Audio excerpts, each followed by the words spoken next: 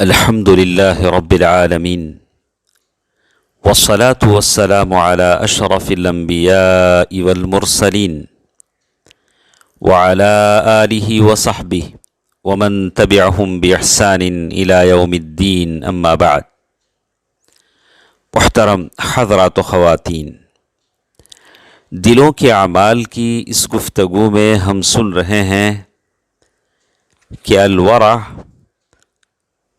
پرہیزگاری کا تعلق زبان سے بھی ہے۔ آپ جو کچھ باتیں کرتے ہیں، زبان سے جو کچھ نکالتے ہیں، اس میں آدمی کو احتیاط کرنا پڑتا ہے۔ اسی لیے ابن المبارک رحمہ اللہ سے پوچھا گیا، ای الورع اشد، سب سے زیادہ پرہیزگاری کا خیال کہاں رکھا جاتا ہے؟ سب سے زیادہ کون سی پرہیزگاری مشکل ہے؟ تو انہوں نے کہا کہ زبان۔ اسی لیے کہتے ہیں اسحاق ابن خلف کہتے ہیں الورع فی المنطق اشد منہ فی الذہب والفضہ، بول چال میں پرہیزگاری کا خیال رکھنا بہت ضروری ہے سونے اور چاندی کے معاملے سے زیادہ۔ سونے اور چاندی میں آدمی جتنا احتیاط کرتا ہے کہ حلال ہو حرام نہ ہو، پیسہ میں، سونے میں، چاندی میں، اس سے زیادہ آدمی بول چال میں لحاظ کرے کہ اس کی بول میں کسی طرح کا کوئی حرام نہ ہو۔ اسی لیے کہتے ہیں عبد الکریم الجزری کہتے ہیں ما خاصم ورع قط یعنی فی الدین، دیندار آدمی جو پرہیزگار ہوتا ہے کبھی دین کے معاملے میں کسی سے بحث جدال نہیں کرتا۔ یعنی وہ لوگ جو آج کل سوشل میڈیا کو جنگ و جدال کا ذریعہ بنا لیتے ہیں، جن کی صبح سے شام تک کی مصروفیت صرف لوگوں کو نیچا دکھانے کے لیے ہوتی ہے، یعنی دینی مسائل میں ایک دوسروں سے الجھ جانا، جہاں تک واضح چیزیں ہیں، توحید ہے، رسالت ہے، یہ ساری چیزیں واضح ہیں۔ جو توحید کو اپناتا نہیں ہے وہ تو مشرک ہے، یہ تو بالکل بات صاف ہے۔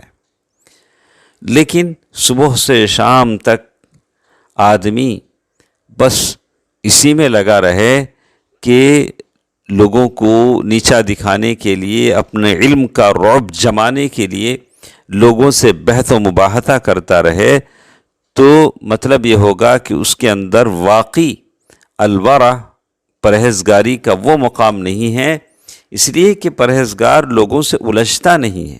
تو اسی لیے عبد الکریم الجزری کہتے ہیں ما خاصم ورع قط یعنی فی الدین، یعنی دین کے معاملے میں جو پرہیزگار ہوتا ہے وہ لوگوں سے الجھتا نہیں ہے۔ اسی طرح دوستو، عزیزو، ماں اور بہنوں، ہم دیکھیں گے کہ بہت سارے لوگ ہیں جو دیندار کہلاتے ہیں، پرہیزگار کہلاتے ہیں، لیکن دوسروں کی غیبت بھی کر دیتے ہیں، دوسروں کے بارے میں جو وہاں موجود نہ ہو غلط سلط باتیں کہہ دیتے ہیں، اور اگر ان سے پوچھا جاتا ہے تو تعویل کر دیتے ہیں کہ ایسے آدمی کے بارے میں ضرور بولنا چاہیے تاکہ لوگ دھوکہ نہ کھا جائیں۔ تو معلوم یہ ہوتا ہے کہ ایسے آدمی کے بارے میں بولیں واقعی مشرک ہو، جس کے شرک سے لوگ ناواقف ہوں۔ اسی لیے کہتے ہیں ان من فتح علی نفسہ باب التأویل ذہب ورعہ، جو شخص ہر معاملے میں تعویل کا دروازہ کھول دیتا ہے، اس کا تقوی اور پرہیزگاری تو ویسے ہی ختم ہو جاتی ہے۔ ہر معاملے میں تعویل کا دروازہ نہیں کھولنا چاہیے کہ آپ اور ہم جو بھی غلطی کریں اور اسے کوئی نہ کوئی تعویل کر لیں، کوئی نہ کوئی سبب بتا دیں، تو سبب تعویل اس کا دروازہ متقی آدمی نہیں کھولتا ہے، اس سے بچنے کی کوشش کرتا ہے۔ چلیے ہم آپ کو بتاتے ہیں کہ ایک مثال، اور یہ مثال مجھے تمام دوست و احباب کے سامنے اس لیے دینا پڑتا ہے کہ ہمارے جو سوسائٹی ہیں، معاشرہ ہے، اس میں بہت سارے ایسے ہیں جو لوگوں کا نام بگاڑ کر پکارتے ہیں، اس لیے کہ اس کا تعلق جو میں بیان کر رہا ہوں زبان ہی سے ہے۔ ایک نام وہ ہوتا ہے جو ہمارے ماں باپ ہمارا نام رکھتے ہیں، ایک دوسرا نام وہ ہوتا ہے جو معاشرے میں پکارا جاتا ہے، جو بگڑا ہوا نام ہوتا ہے۔ امام احمد بن حنبل رحمہ اللہ نے بغداد میں حران مقام پر ایک آدمی کے بارے میں پوچھا جو جوہری تھا، یعنی سونے کا، ہیرے جوہرات کا کاروباری تھا۔ اس آدمی کے بارے میں پوچھا تو ابو فروہ یزید بن محمد الرہاوی کہتے ہیں کہ امام نے جب مجھے پوچھا تو میں نے جواب دیا، ما اعرف بحران جوہریا، میں نے حران جگہ میں کسی جوہری کو نہیں جانتا۔ تو امام احمد بن حنبل رحمہ اللہ نے کہا کہ بلا، کیوں نہیں، میں پوچھ رہا ہوں ابو معبد حفص بن غیلان کو۔ امام احمد بن حنبل رحمہ اللہ نے نام لے کر کہا اس آدمی کا جو اصل نام تھا، تو سننے والے نے کہا کہ ما عارفو، میں نہیں جانتا۔ پھر امام احمد بن حنبل رحمہ اللہ نے کہا یغفر اللہ لک لہ نفس فقلت لعلک ترید البومہ، حقیقت میں اس آدمی کا جو نک نیم تھا، یعنی دوسرا جو نام تھا جس سے لوگوں میں وہ مشہور تھا، لوگ اس کو جانتے تھے، اس جوہری کو، وہ نام تھا البومہ۔ البومہ الو کو کہتے ہیں۔ امام احمد بن حنبل وہ نام بولنا نہیں چاہتے تھے، سبحان اللہ۔ امام احمد بن حنبل وہ نام بولنا چاہتے تھے جو اس کی ماں باپ نے اسے رکھا۔ تو جیسے آج ہمارے خاندانوں میں جو نام ہے، جو دوسرا نام جو ہوتا ہے جس سے آدمی مشہور ہوتا ہے، وہ نام اچھا نہیں ہوتا، جیسے البومہ الو کا نام ہے۔ تو امام احمد بن حنبل نے آخر میں جب انہوں نے نام بولا تو کہا ایاہ عنی، یعنی میری مراد وہی ہے، میں اسی آدمی سے بات کرنا چاہتا ہوں، سبحان اللہ۔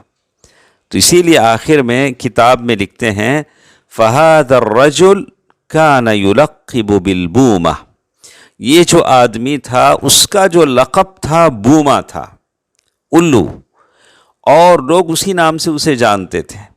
لیکن امام احمد بن حنبل رحمہ اللہ کی پرہیزگاری کا یہ عالم تھا کہ سبحان اللہ، امام اس نام سے اس کو بلانا نہیں چاہتے تھے تاکہ ان کے نام اعمال میں نہ لکھا جائے۔ امام احمد بن حنبل یہ چاہتے تھے کہ جو نام اس کے ماں باپ نے رکھا ہے اس نام سے اسے بلائیں۔ تو یہ چیزیں ہمیں بتاتی ہیں کہ آپ کے پرہیزگاری کا یہ عالم ہونا چاہیے، میرے پرہیزگاری کا یہ عالم ہونا چاہیے کہ ہم لوگوں کے لیے وہ نام استعمال کریں جو ان کے ماں باپ نے رکھا ہے، بھلے ایک دوسرا نام جو معاشرے میں، سوسائٹی میں مشہور ہو جاتا ہے، وہ نام کتنا ہی مشہور کیوں نہ ہو، لیکن وہ نام سے نہ پکارے جو اس کو اچھا نہ لگے، سبحان اللہ۔ تو یہ چند باتیں تھیں کہ پرہیزگاری کا تعلق زبان سے بھی ہوتا ہے۔ انشاءاللہ کل کے درس میں ہم پڑھیں گے کہ کھانے پینے میں الورع، پرہیزگاری کا لحاظ کہاں کہاں کرنا پڑتا ہے۔ انشاءاللہ کل کے درس میں ہم اس کو سنیں گے۔ اللہ تعالی بہتر بات سننے اور عمل کرنے کی توفیق دے، آمین۔ والسلام علیکم ورحمۃ اللہ وبرکاتہ۔